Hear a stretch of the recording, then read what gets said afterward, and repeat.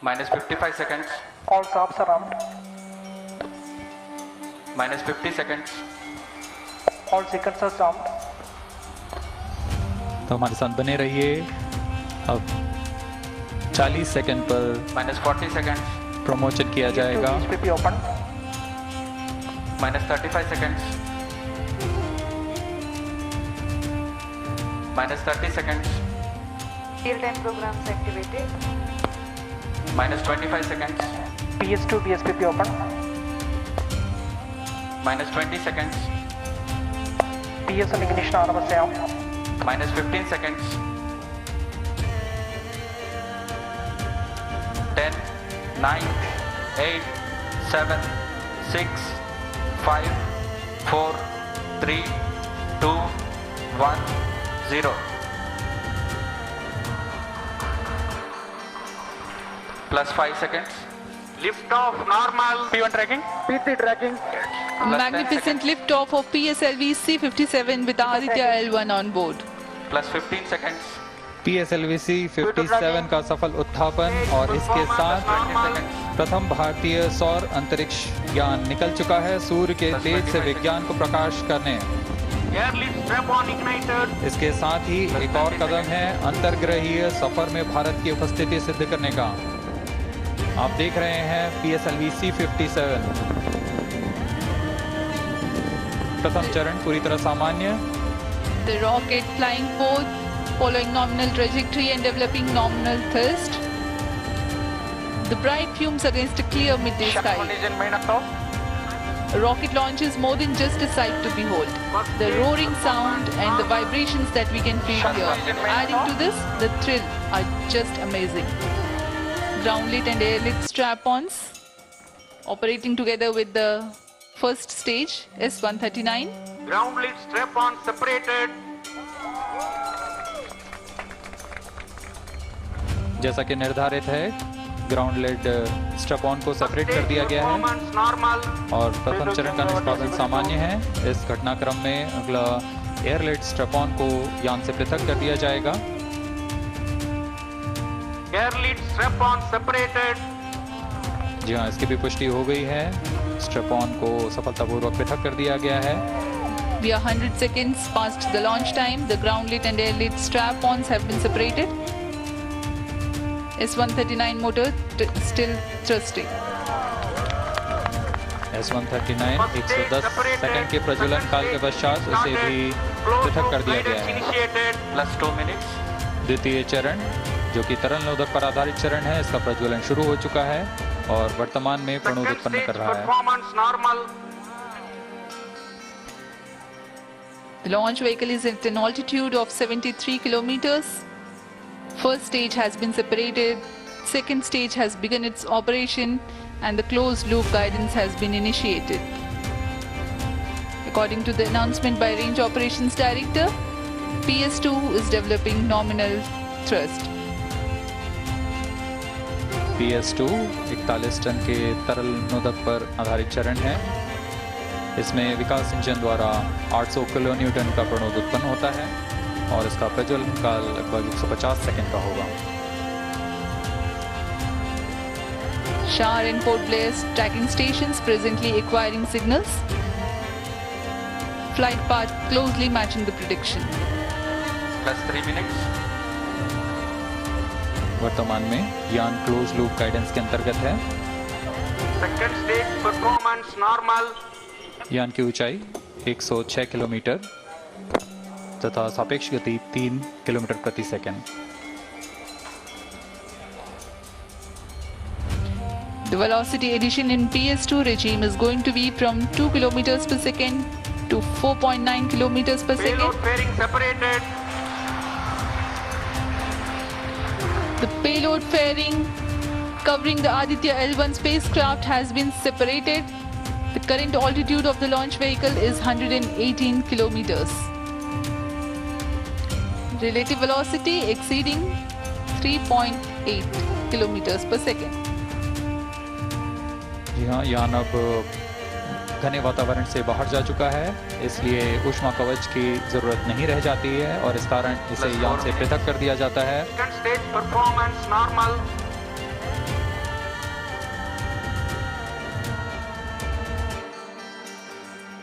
द्वितीय चरण वर्तमान में प्रणोद उत्पन्न करता हुआ और यान पूरी तरह सामान्य प्रदर्शन करता हुआ अपने अनुमानित पथ की ओर बढ़ रहा है।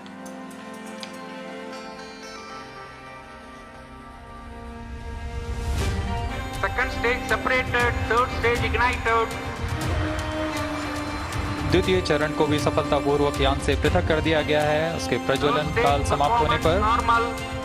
और तृतीय चरण जो कि ठोस नोदक पर आधारित चरण है इसका प्रज्वलन शुरू हो चुका है। We are close to 5 minutes past the launch time. Presently, the third stage of PSLV is operational, developing nominal thrust. Plus 5 minutes. तृतीय चरण में 7.6 टन के ठोस नोदक का प्रयोग होता है और इसका प्रज्वलन काल 117.7 सेकंड का होगा। इस दौरान यह 240 किलोन्यूटन का प्रणोद उत्पन्न करेगा।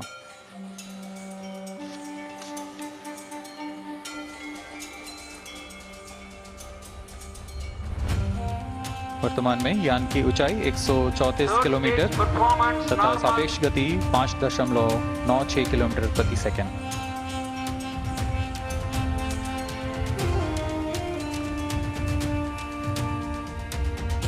जैसा कि हम जानते हैं PSLV सबसे विश्वसनीय रॉकेट रहा है इसरो का, वैसा ही प्रदर्शन करता हुआ एक और मिशन PSLV C-57 का।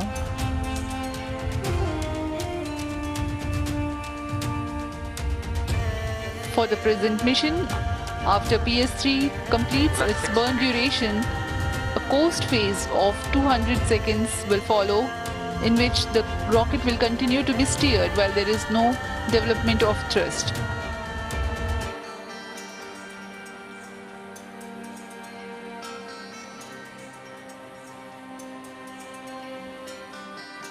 जी हाँ, अभी कुछ ही क्षणों में PS3 का प्रज्वलन काल समाप्त हो चुका है और होस्टिंग फेज इसके बाद जारी रहेगा।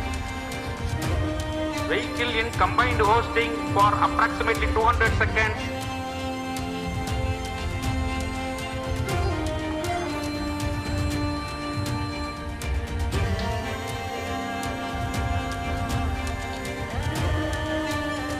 Unique to this mission, the PS4 Performance normal. will start twice at pre-designated times and duration. The multiple start capability of PS4 will be utilized very aptly to achieve the argument of perigee of 346.6 degrees, which is very crucial for this mission. The commencement and duration of PS4 burns enable achieving this orbital parameter. Argument of perigee is the angle that is made by the perigee point from the ascending node at equatorial plane. AOP exceeding 300 degrees is helpful in mission planning to achieve halo orbit around L1 with minimal propellant expenditure.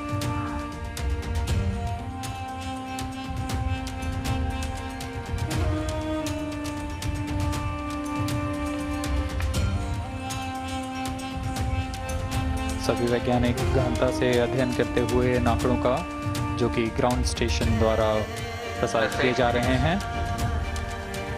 वर्तमान में PS3 PS4 combined costing phase जारी है। यान की ऊंचाई 170 kilometre तथा सापेक्ष गति 7.32 किलोमीटर प्रति सेकंड है।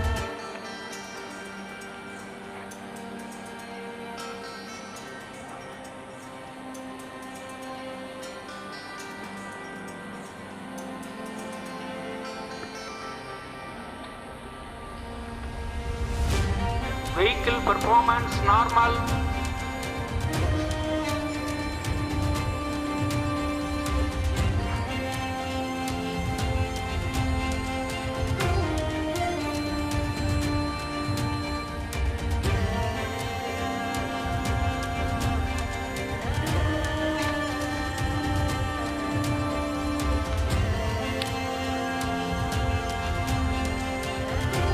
Plus 9 minutes.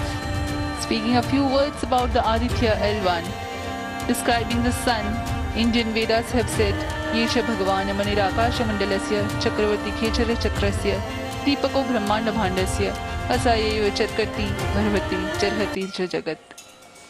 This mighty jewel, the light of eastern sky, who generates, operates and destroys the universe, while the energy of sun, after having filtered by the atmosphere, is available for the sustenance of earth, the explosive phenomena in sun and the solar flares are a cause for concern to the spacecraft and human space missions.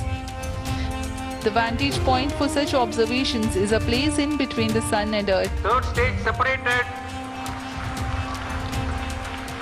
Now we have a successful separation event of the third stage of Separated PSLV. hosting.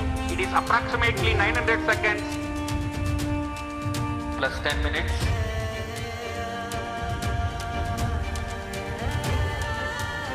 जी हाँ, तृतीय चरण को सफलतापूर्वक पृथक कर दिया गया है Normal.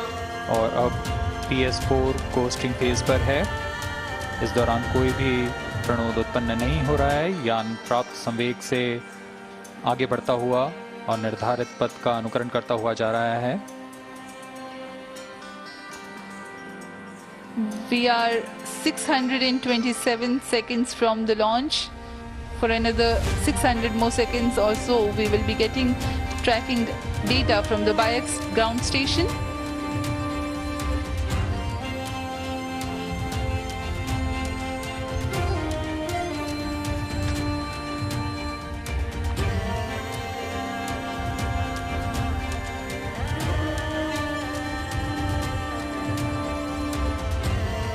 यह कोस्टिंग फेज लगभग 900 सेकंड का होगा। इस दौरान हम आपको कुछ जानकारी देते हैं। लैग्रेंज पॉइंट से जुड़ी कुछ रोचक तथ्य भी हैं, जैसे कि इस पॉइंट का नाम एक इटालियन फ्रेंच गणितज्ञ जोसेफ लुइग लैग्रेंज के सम्मान में रखा गया था। उन्होंने 1972 में इसे अपनी तकनीकी प्रपत्र जनरल 3 बॉडी प्रॉब्लम में वर्णित किया है, लेकिन इससे पहले भी 3 पॉइंट L1, L2 और L3 को खोजने का श्रेय स्विस गणितज्ञ लियोनार्ड आयलर को जाता है।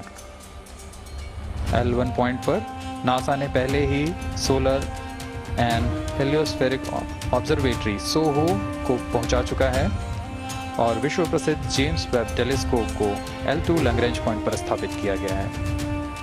L1 की पृथ्वी से सूर्य की दिशा में दूरी लगभग 15 लाख किलोमीटर है और इसे हम एस्ट्रोनॉमिकल यूनिट में 0.01 एस्ट्रोनॉमिकल यूनिट कह सकते हैं। यह पृथ्वी से सूरज की दूरी का केवल 1% है।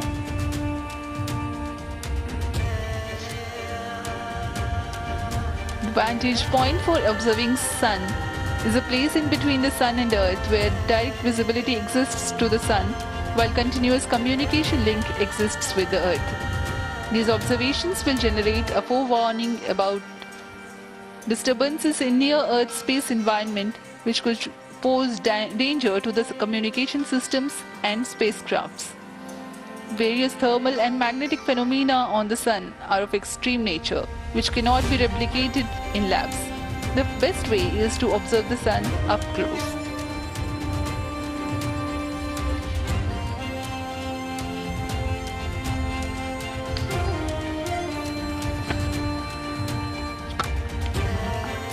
The distance between the Earth and Sun is approximately 150 million kilometers. At the central region of the Sun, known as core, the temperature can reach as high as 15 million degrees Celsius. Power source for the Sun is nuclear fusion of hydrogen atoms that takes place in the core. The visible surface of Sun is relatively cool and has a temperature of about 5,500 degrees Celsius. The Aditya L1 spacecraft is planned to be placed in a halo orbit around the Lagrangian point Vehicle 1 performance or normal. L1 of the Sun-Earth system, which is about 1.5 million kilometers from Earth, roughly 1% of the distance to Sun. A halo orbit is a periodic 3-dimensional orbit near the Lagrange point in the 3-body problem of orbital mechanism. The object in this orbit stays in place by the gravity of Earth and Sun. It requires little energy for station keeping. Several probes have been placed in space to observe the Sun by various space agencies. Lagrange's point L1 is a great location for solar explorers such as Aditya L1, as it allows for an unobstructed view of the sun that is never eclipsed by Earth.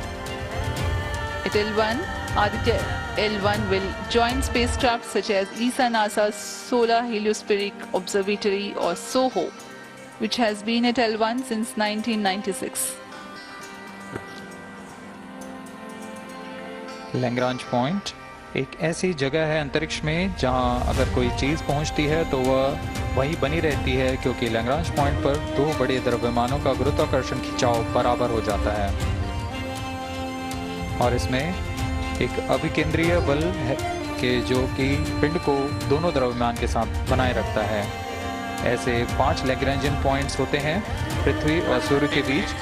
In points में अंतरिक्ष यान को भेजकर कम से कम ईंधन की खपत पर या उस स्थान पर अंतरिक्ष प्रयोगों को अध्ययन के लिए बनाए रखा जा सकता है। आदित्य L1 उपग्रह को भी ऐसे ही लैग्रांज पॉइंट 1 पर स्थापित किया जा रहा है। अंतरिक्ष यान को यहां तक पहुंचने में 125 दिन का समय लगेगा।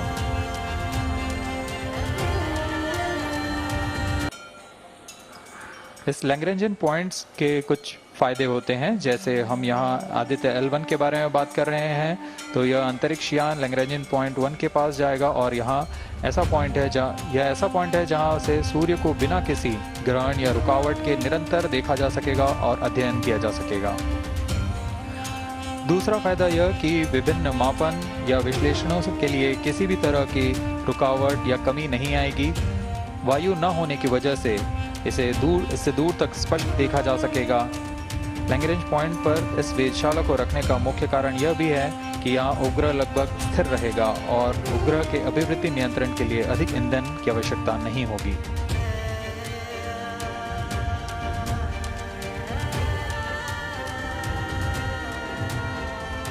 वर्तमान में PS4 चरण का पोस्टिंग फेज जारी है।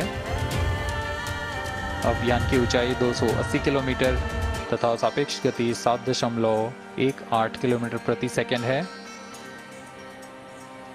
अब यह उचित अभिवृद्धि प्राप्त कर पुनः प्रज्वलित किया जाएगा।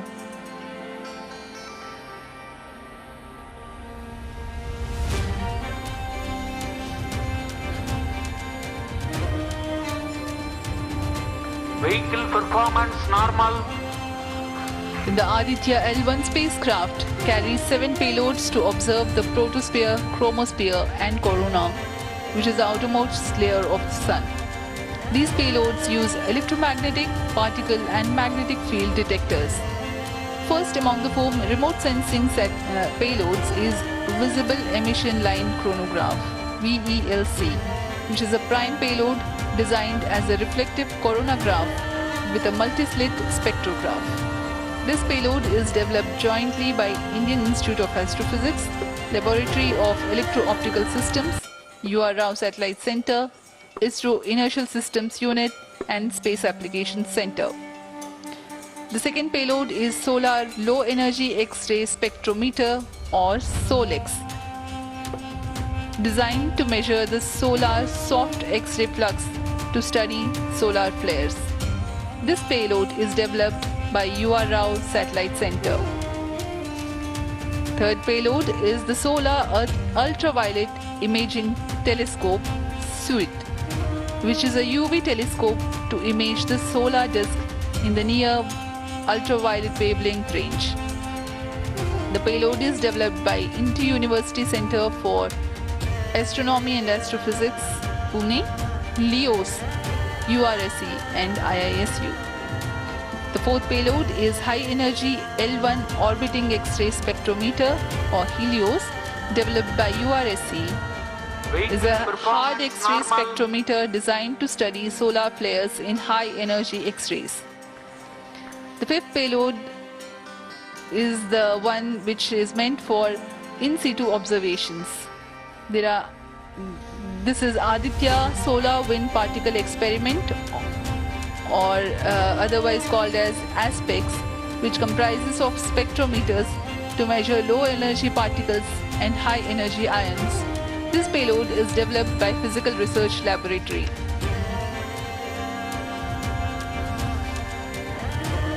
The sixth payload is Plasma Analyzer Package for Aditya, in short PAPA.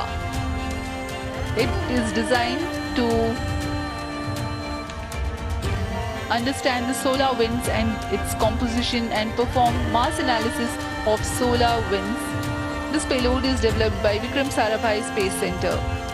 The seventh payload is a magnetometer or MAG developed by LEOS, which will measure the low intensity interplanetary magnetic field in space using a pair of magnetic sensors.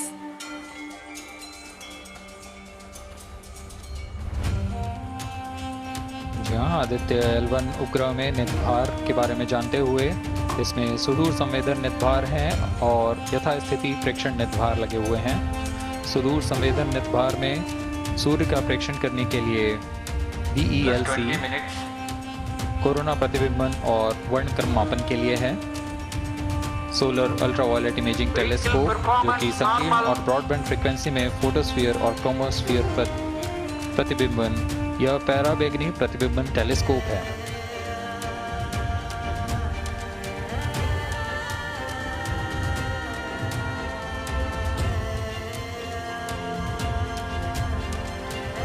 इसी क्रम में अगला है SOLEX solar low energy x ray spectrometer, जो कि soft x ray वर्णक्रम मापी है जो कि सूर्य के प्रेक्षण के लिए प्रयोग किया जाएगा। इसमें HEL1OX high energy L1 orbiting x ray spectrometer है जो कि हार्ड एक्सरे वर्णक्रम मापी है। इसकी अभिकल्पना सोलर फ्लेयर के अध्ययन के लिए की गई है। यथास्थिति नितभार में Aditya solar wind particle experiment, इसका उद्देश्य है सोलर पवन, सौर पवन में भारी आयंस, प्रोटॉन्स और अल्फा पार्टिकल का विश्लेषण करना। अगला है plasma analyser package for Aditya. यह भी सौर पवन में उपस्थित कणों में इलेक्ट्रॉन और भारी आयंस की दिशा के साथ विश्लेषण करने के लिए इसे बनाया गया है। Advance triaxial high resolution digital magnetometer, इसे त्रिअक्षीय चुंबकीय क्षेत्र के यथास्थिति मापन करने के लिए बनाया गया है और ऐसे 2 समुच्चय लगे हुए हैं इस उपग्रह में।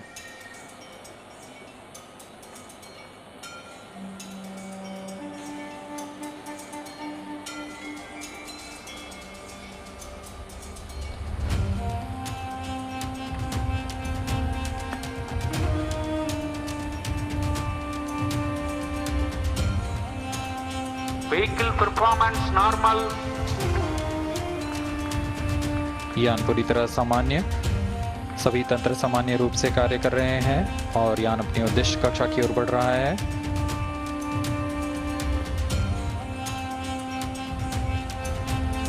आदित्य L1 के नितभार इसरो व अन्य वैज्ञानिक संस्थानों के साथ मिलकर तैयार किए गए हैं। Visual emission line chronograph VELC Indian institute of astrophysics Bengaluru द्वारा तैयार किया गया है। Solar ultraviolet imaging telescope suit inter university centre for astronomy and astrophysics Pune द्वारा निर्मित है।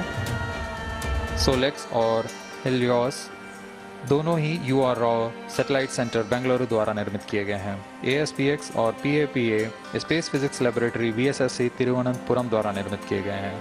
और अंत में magnetometer laboratory for electro optics systems Bengaluru द्वारा निर्मित किया गया है।